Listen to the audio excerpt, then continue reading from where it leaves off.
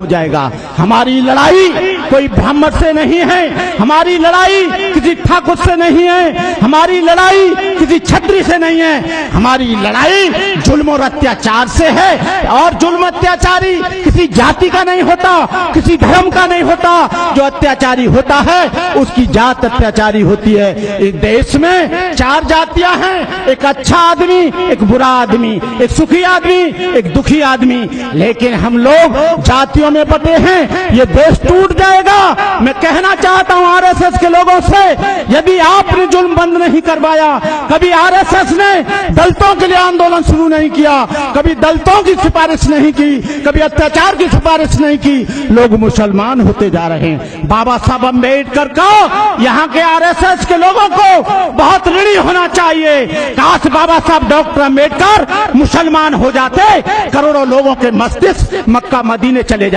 काश बाबा साहब डॉक्टर अम्बेडकर ईसाई हो जाते, और तुम चाह रहे हो कि ये मुसलमान बन जाएं, वो वक्त दूर नहीं है। यदि तुमने ऐसा किया तो भारतवर्ष का नाम रहमत वर्ष होगा, तुम नहीं रोक सकते।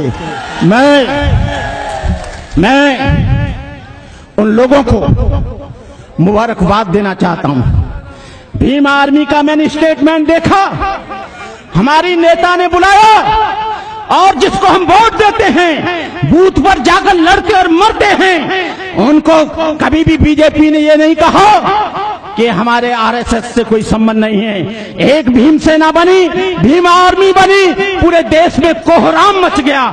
शिवसेना बनी, हम चुप रहे। हिंदू सेना बनी, हम चुप रहे।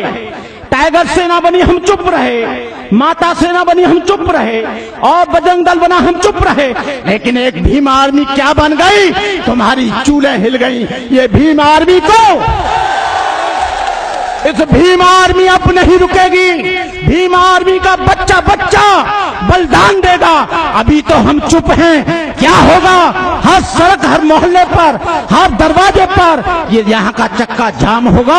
या तो तुम मान जाओ या तुम समझ जाओ। नहीं समझ रहे हो तो देश के परिणाम बहुत गंभीर होंगे। आरएसएस ने यहाँ पर गृह युद्ध जैसी स्थिति पैदा कर दी है। वो जानते हैं कि दलित इस देश का नहीं है। दलित इस देश में बिजली के खंभे गाड़ता है, लाइन की पटरियां बिछाता है, जूता बनाता है, रेलगाड़ी चलाता है और उन पर जुल्म होता है। मैं आप लोगों से ये गुजारिश करूंगा कि आज के दिन कोई भी किसी भी तरह का आक्रोश भरा नारा नहीं लगाएंगे, कोई भी तोड़फोड़ नहीं करेंगे, किसी भी तरह का विवाद नहीं करेंगे।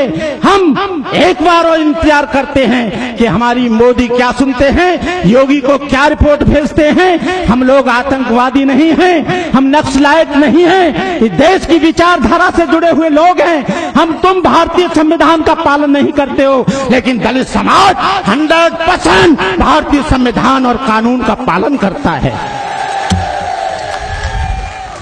बहनों और भाइयों, मैं ज्यादा कुछ न कहकर मैं आप लोगों से गुजारिश करूंगा, जब आप अपने क्षेत्र में लौटें, इस आंदोलन को और तेज करने का मौका करें, इस आंदोलन को धारदार बनाने का काम करें।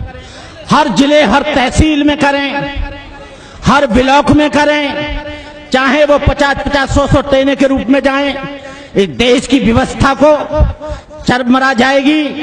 यदि ऐसा नहीं हुआ तो मैं आप लोगों से गुजारिश करता हूं, खाओ कसम, जो भीम आर्मी को सपोर्ट नहीं करेगा उसको वोट नहीं देंगे,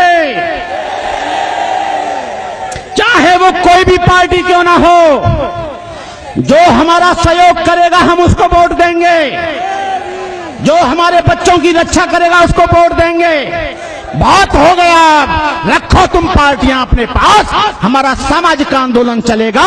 बाबा साहब डॉक्टर अम्बेडकर ने 1984 के बाद एक विशेष पार्टी ने हमारे सामाजिक आंदोलन को नेस्ते नाबूद कर दिया।